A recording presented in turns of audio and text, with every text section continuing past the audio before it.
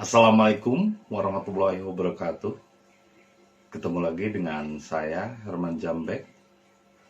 Kali ini saya akan membahas tentang nafsu supiah dan nafsu mutmainah.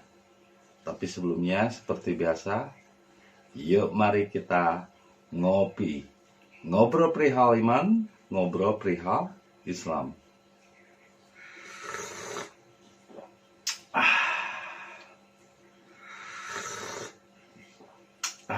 Luar biasa nikmatnya kopi di pagi ini. Nafsu supiah dan nafsu mutmainah. Apa itu? Nafsu supiah berasal dari bahasa Arab yang artinya adalah nafsu hewani. Dan nafsu mutmainah yaitu nafsu jasmani. Nah, kita akan menerangkan sedikit demi sedikit penjelasan semua nafsu. Sebelumnya saya pernah menjelaskan tentang nafsu amaroh dan nafsu lawamah. Jadi kalau nafsu amaroh itu nafsu kebendaan. Segala sesuatu masih mengejar benda, mengejar sesuatu di luar diri. Karena duniawi atau benda itu sesuatu di luar diri.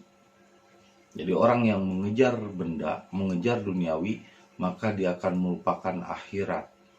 Akhirat itu adalah apa yang ada di dalam diri. Begitupun nafsu lawamah, nafsu tumbuhan.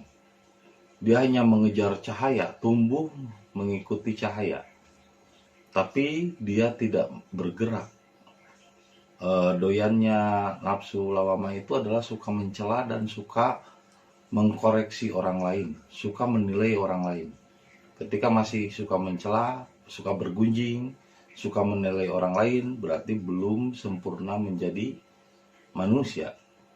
Masih di daya tumbuhan atau nafsu lawamah. Nah, begitupun dengan nafsu sufiah. Seperti apa nafsu sufiah? Saya berikan contoh misalnya ketika Anda membuat pilihan. Satu, setumpukan singkong dan sayur. Satu lagi adalah setumpuk buku motivasi. Anda memberikannya kepada babi. Maka apa yang akan dipilih oleh babi? Maka tentu babi akan memilih singkong untuk makan. Jadi artinya, jika pilihan hidup Anda, tujuan hidup Anda hanya untuk makan dan beranak pinak, sedangkan Anda tidak mengisi rohani atau jiwa Anda dengan motivasi, spiritual, berbuat baik, dan lain sebagainya, maka Anda tidak ada bedanya dengan hewan, tidak ada bedanya dengan binatang jika tujuan hidupnya hanya untuk makan dan beranak pinak. Makanya disebutkan mereka tidak lain seperti hewan ternak, bahkan lebih rendah dari hewan ternak. Mal insan hayawan natif. Sesungguhnya orang itu adalah hewan yang berpikir. Jadi kalau masih berpikir, masih memikirkan keuntungan-keuntungan untuk pribadinya, itu bukan enterprise namanya, tapi itu nafsu hewani. Karena tujuannya untuk kepentingan dirinya, untuk makan, untuk berlindung, untuk beranak pinak. Jadi ketika Anda masih memikirkan bagaimana menikah, beranak pinak, terus makan, terus punya tempat berlindung, punya sarang, itu apa bedanya dengan naluri hewani? Karena naluri hewani itu memiliki kandang, tempat untuk singgah dan tinggal, makan, dan beranak pinak. Nah, ini dimiliki oleh setiap diri manusia. Jadi, di dalam setiap diri manusia ada yang namanya naluri binatang, naluri kehewanan. Ini disebutnya nafsu sufiah. Jadi, nafsu itu ada 4. Nafsu amaroh, lawamah, sufiah, dan terakhir adalah nafsu mutmainah. Nah, nafsu supiah ini harus dikendalikan dan harus dikendarai, bukan dihilangkan. Kalau dihilangkan, kita juga nggak bisa lepas dari yang namanya kebutuhan seksual, kebutuhan birahi, kebutuhan berlindung, punya rumah, kebutuhan untuk mendapatkan harta yang lebih layak dan untuk mendapatkan tempat tinggal. Kita juga punya kepentingan itu. Kebutuhan makan, itu kan nafsu sufiah. Jadi bukan diperangi. Jadi ketika ada orang yang menyampaikan tentang bab kesucian, tapi dia melarang untuk makan daging, itu sebenarnya dia melarang untuk fitrah sebagai manusia. Bahwa fitrah sebagai manusia di dalam dirinya juga ada nafsu sufiah. Di dalam dirinya juga ada nafsu hewani. Jadi ada kebutuhan-kebutuhan hewani di dalam diri kita. Ya nggak masalah, bagus, vegetarian atau vegan atau fruitarian. Nggak masalah. Tapi di dalam tubuh kita juga ada yang namanya semangat, berjuang, semangat untuk berkuasa dan lain sebagainya. Itu adanya di nafsu sufiah atau nafsu hewani. Kebutuhan itu juga harus dimiliki. Sehebat apapun orang menjadi penguasa, memiliki perusahaan, dalam spiritual itu masih di tahapan hewan, di tahapan nafsu sufiah, belum manusia. Nah, ketika apa yang diupayakannya, apa yang dilakukannya, berusaha mendapatkan harta yang banyak, berbagi untuk kepentingan umat banyak, barulah ia disebut nafsu mutmainah, nafsu jasmani, kebijaksanaan. Sehingga disitulah yang membedakan manusia dengan hewan adalah ketika dia belajar, ketika dia berilmu, ketika dia kemampuannya, suksesnya tidak hanya untuk dirinya, tapi juga dia berbagi kesuksesan untuk orang lain, maka dari nafsu supiah dia meningkat menjadi nafsu mutmainah atau nafsu jasmani. Tapi masih tahapan nafsu. Minimal di nafsu jasmani, disinilah orang akan terpanggil menuju jannah, yaitu rohani. Jannah itu rohani. Ketika orang sudah mencapai spiritual, maka di sanalah orang-orang tersebut sudah mencapai jannah. Ya ayat Tuhan nafsu mutmainah, irji ila rodiki rodiyata mardia padhulil jannah. Jadi jannah itu adalah papat kalimat pancer, yaitu ruhani, rahmani, rabbani, ruh kudus, dan ruh ilopi. Jadi ada 9 tingkatan spiritual. Amaroh, lawamah, supiah, mutmainah, ruhani, rahmani, rabbani, ruh kudus, dan ruh ilopi. Cuman yang 2 ini tidak masuk karena ruh kudus menjaga 4 unsur duniawi, sedangkan ruh ilopi yang ke-9 menjaga dari keseluruhan yang di luar. Ini kan yang 4 itu di luar diri, yang 3 di dalam diri atau akhirat, rohani, rahmani, dan rabbani. Jadi kalau ruh ilofi tugasnya menjaga keseluruhan 7 elemen ruh. Kalau ruh kudus ini tugasnya adalah menjaga 4 elemen hal-hal di luar diri. Nah, seperti saya menyampaikan ilmu ini adalah ilmu dari Khidir, ilmu dari Ruhul Kudus yang disampaikan untuk menjaga 4 unsur elemen benda, tumbuhan, hewan, dan jasmani. Amaroh, lawamah, sufiah, dan mutmainah.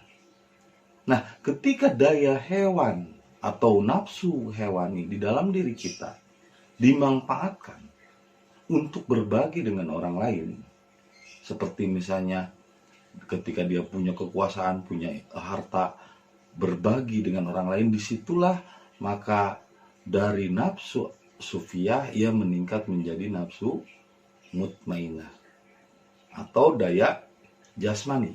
Nah, di daya jasmani inilah baru ia layak disebut orang. Sebelum mencapai daya jasmani, maka dia belum layak disebut orang.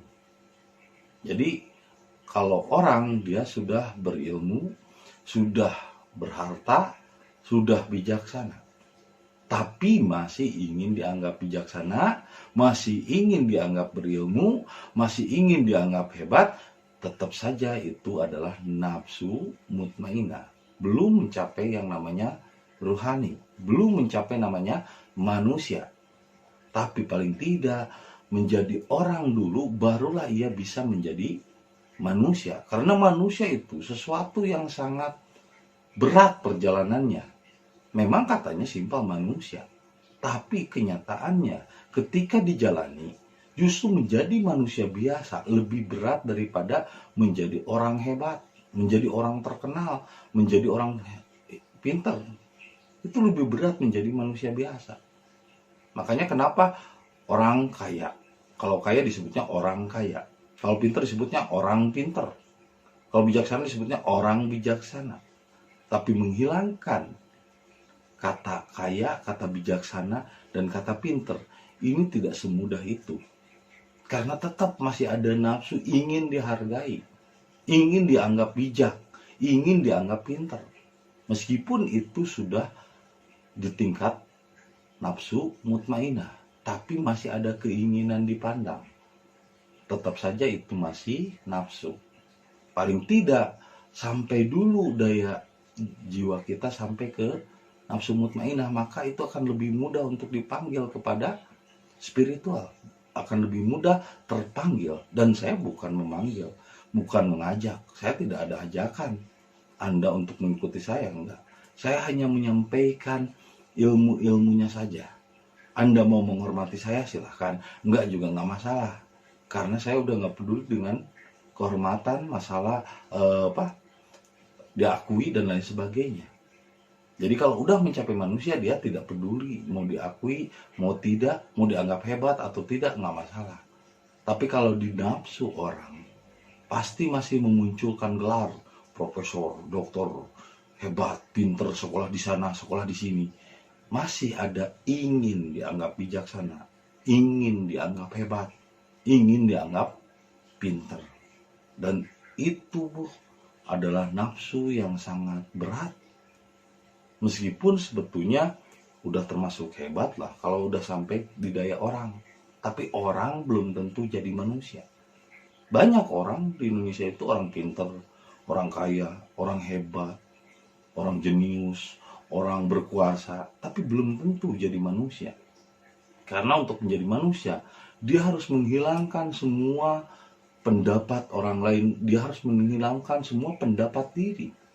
Bahkan ilmu saja itu harus ditinggalkan kalau untuk menjadi manusia.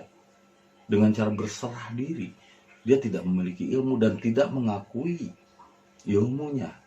Sama seperti saya menyampaikan ini bukan ilmu saya nggak punya apa-apa. Saya cuma corong atau paralon saja untuk menyampaikan apa yang memang harus disampaikan dari budi yang keluar menjadi karya. Disebutnya daya. Jadi budi dan daya akhirnya disebutlah budaya. Ini adalah budaya. Budaya dari dalam diri saya sendiri untuk disampaikan kepada Anda. Dan ini hak Anda. Saya tidak punya ilmu. Saya nggak punya apa-apa. Apapun yang saya miliki semua titipannya. Artinya, orang yang sudah mencapai manusia tidak mengakui bahkan ilmu, harta, dan apapun hanyalah titipan saja, hanya corong saja, hanya paralon saja. Tapi ketika didaya orang, dia masih menganggap, oh ini ilmu saya, oh ini saya belajar di sini dan di situ, oh saya gelarnya doktor, profesor, insinyur, sarjana, dan lain sebagainya. Masih ingin diakui, masih ingin dianggap pinter, masih ingin dianggap hebat, masih ingin dianggap kaya. Bahkan kalau di dalam spiritual atau manusia, dia tidak mau dengan gelar itu. Dia menjadi manusia biasa. Bahkan ketika orang menganggap berilmu pun, saya merasa nggak berilmu. Seperti orang, wah ilmu Anda hebat. Enggak, saya nggak punya apa-apa. Orang saya simpel kok, cuma nerima dan ngikutin aja. Ketika saya membuat video ini, ada getaran dari dalam, saya terima, saya ikuti, saya bikin video, ya udah gelontor begitu aja. Bahkan saya kadang-kadang ketika bikin video, ketika lihat lagi videonya review mau diupload, loh kok saya sendiri baru tahu ya, tentang Ibrahim, tentang Nabi Isa, padahal mengalir begitu saja tanpa dipikirkan. Karena ketika saya membuat video ini sama seperti ketika saya sedang berak ataupun sedang tidur, ataupun saya sedang latihan. Ini mengalir begitu saja yang nggak saya pikirin. Bahkan saya nggak pernah belajar ilmu ini sebelumnya di pesantren. Ini bukan ilmu yang diwariskan dari kakek buyut saya atau dari guru saya. Ini adalah ilmu titipan untuk anak cucu saya di masa mendatang.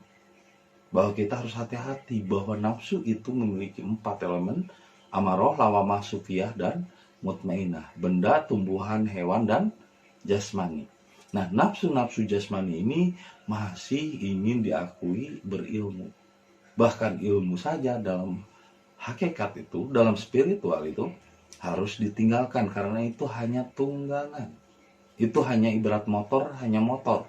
Ketika Anda sampai kepada tujuan, Anda misalnya tujuannya mau ke rumah orang tua Anda. Datang ke rumah orang tua Anda, kendaraan motor atau mobilnya itu ditinggalkan di depan rumah. Tidak dibawa masuk ke WC atau ke dapur atau ke ruang tengah. Jadi ilmu itu hanya tunggangan atau hanya kendaraan saat dibutuhkan di dunia. Tapi ketika berhubungan dengan Tuhan, bahkan ilmu saja harus ditinggalkan. Pengetahuan yang hebat apapun, nggak ada gunanya di hadapan Tuhan, itu ibaratnya berak. Makanya kenapa saya keluarkan pernyataan bahwa saya membuat YouTube itu adalah berak, bukan ilmu.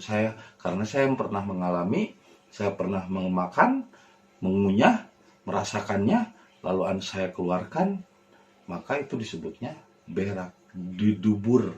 Makanya disebutnya tadabur. Tadabur itu dubur, dari kata dubur, hasil dari kenyataan yang dilaksanakan jadilah tadabur.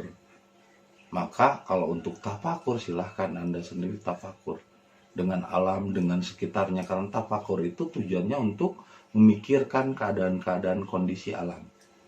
Nah, kalau tadabur adalah meleburkan diri kita, menyatakan diri kita dengan perbuatan, dengan kelakuan. Makanya apa yang saya sampaikan tidak akan bisa diterima ketika Anda masih berpikir, karena ini ilmunya para raja, ilmunya orang-orang yang sudah berbuat lebih dahulu.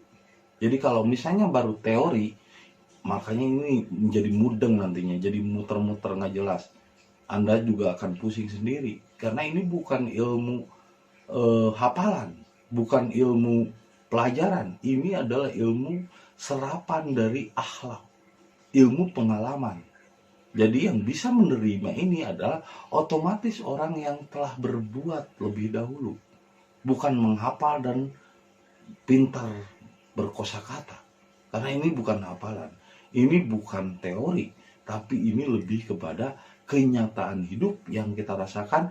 Dan saya merasakan masih banyak orang yang masih didaya hewani, masih ingin dianggap hebat, masih mencari makan lebih utama daripada mencari makanan spiritual, mencari duniawi lebih utama daripada berserah diri. Padahal duniawi itu sesuatu di luar diri. Kalau berserah diri akhirat, ada sesuatu di dalam diri. Ketika kita menemukan akhirat, maka dunia akan mengikuti kita. Kalau kita mengejar dunia, maka justru kita semakin menjauhi akhirat. Maka saya memperingati, cobalah kalau Anda ingin kembali menjadi manusia, maka sifat-sifat benda, tumbuhan, hewan, dan jasmaninya harus bisa dikendalikan dulu. Karena 4 elemen ini ibaratnya kendaraan. Jangan sampai kendaraan mengendarai diri kita, tapi kita yang harus mengendarai motor. Kita yang harus mengendarai mobil, bukan mobil mengendarai kita. Bukan mobil yang ngatur diri kita, bukan motor yang ngatur kita, tapi kita yang harus mengendalikan motor, kita yang harus mengendalikan mobil. Karena 4 elemen ini adalah hawa atau hawahu, dan yang kelimanya adalah Adam. Papat kelima pancer adalah Hawa dan Adam, nafsu dan ruhani. Nah, ruhani inilah leader, ruhani inilah pemimpin atau imam. Al yauma akmaltu lakum dinukum wa atmamtum alaikum. Pada hari disempurnakannya jiwamu, maka jadikanlah ia sebagai imam atas 4 elemen nafsu. Jadi din itu adalah jiwa, ya. Lakum dinukum waliyadin. Jiwaku untukku, jiwamu untukmu. Pribadiku untukku, pribadimu untukmu. La ikroha fid din. Tidak ada paksaan dalam jiwa. Makanya saya tidak memaksakan Anda untuk memahami apa yang saya sampaikan. Tapi saya hanya menyampaikan begitu saja. Anda mau paham, mau tidak, mau dengarkan, mau tidak, itu terserah Anda. La ikroha fid din. Tidak ada paksaan dalam jiwa. Itu saja yang bisa saya sampaikan malam ini. Semoga menjadi inspirasi dan hidayah bagi kita semua. Terima kasih atas kesetiaannya menonton video saya. Dan jangan lupa kopi ketika otak perlu inspirasi.